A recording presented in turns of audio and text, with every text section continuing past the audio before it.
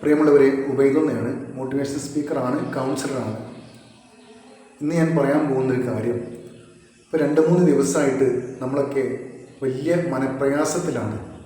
കാരണം രാത്രി ഭക്ഷണം കഴിച്ച് കിടന്നുറങ്ങിയ ഒരുപാട് പാവപ്പെട്ട ജനങ്ങൾ ഇന്ന് ജീവിച്ചിരിപ്പില്ല. അത് അവസാനത്തെ ഉറക്കമായിരുന്നു ആർക്കും ചിന്തിക്കാൻ പോലും പറ്റിയില്ല.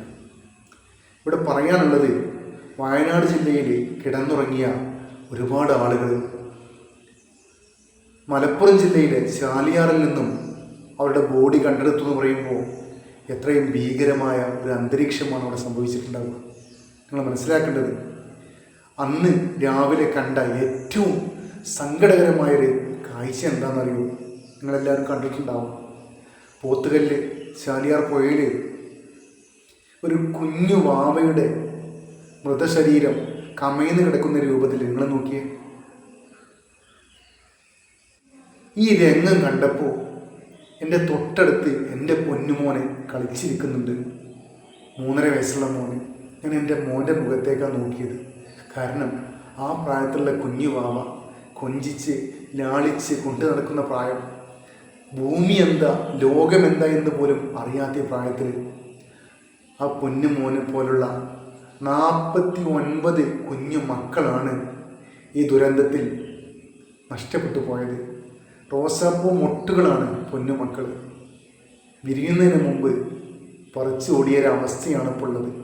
നമ്മൾ മനസ്സിലാക്കേണ്ടത്, ഒരുപാട് മാതാപിതാക്കൾ, മക്കളെ ബാക്കിയാക്കിയിട്ട് മാതാപിതാക്കൾ നഷ്ടപ്പെട്ടു പോയിട്ടുണ്ട്. എന്നാൽ മാതാപിതാക്കൾ ബാക്കിയിരിപ്പുണ്ട്, മക്കൾ നഷ്ടപ്പെട്ടു പോയിട്ടുണ്ട്. ഇതൊക്കെ ഒരിക്കലും പറഞ്ഞാൽ തീരാത്ത സങ്കടമാണ്. അത് അനുഭവിച്ചവർക്കേ അറിയുള്ളൂ. ഇതൊക്കെ ഞാൻ പറയാൻ ഉണ്ടായൊരു കാരണം എന്താ അറിയും? ഇത്രയും ദുഃഖകരമായൊരു അന്തരീക്ഷത്തിലും ചില നികൃഷ്ട ജീവികൾ സോഷ്യൽ മീഡിയയിൽ വന്നിട്ട് വിഷം തുപ്പുന്നത് കാണാനിടയായി.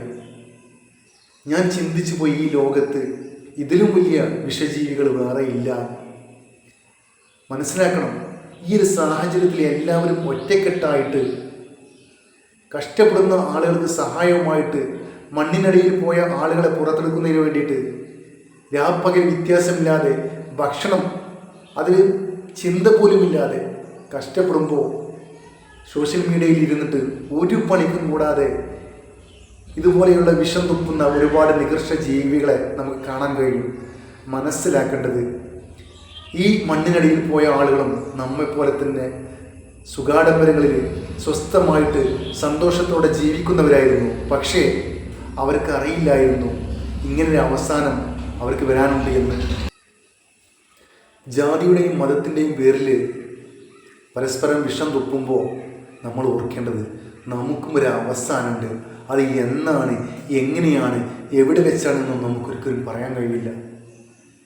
ഈ വയനാട് നടന്ന ദുരന്തത്തിൽ ഒരുപാട് സമ്പന്നരുണ്ടാവും, സാധാരണക്കാരുണ്ടാവും, പാവപ്പെട്ടവരുണ്ടാവും. എന്നാൽ ഒരു വ്യത്യാസവുമില്ലാതെ ഇപ്പോൾ എല്ലാവരും ഒരുപോലെയാണ്. നല്ല സുമനസ്സുകൾ നൽകുന്ന ഭക്ഷണവും വസ്ത്രവും സ്വീകരിച്ചുകൊണ്ട് ക്യാമ്പുകളിൽ കഴിയുന്ന ഒരു ദയനീയ അവസ്ഥയാണ് നമ്മളൊക്കെ കണ്ടുകൊണ്ടിരിക്കുന്നത്. ആയതുകൊണ്ട് എൻ്റെ സഹോദരന്മാരോട് എനിക്ക് പറയാനുള്ളത്, ജാതിയുടെയും മതത്തിൻ്റെയും പേരിൽ നമ്മൾ പരസ്പരം ഭിന്നിക്കരുത്.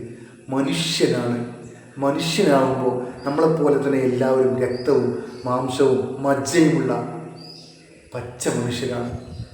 മനസ്സിന് നോവിച്ചാൽ നോവും, ശരീരത്തിന് നോവിച്ചാൽ നോവും. എല്ലാവരും നമ്മളെപ്പോലെയാണെന്നൊരു ബോധ്യം എല്ലാവർക്കും ഉണ്ടാവണമെന്നാണ് എനിക്ക് പറയാനുള്ളത്. Thank you.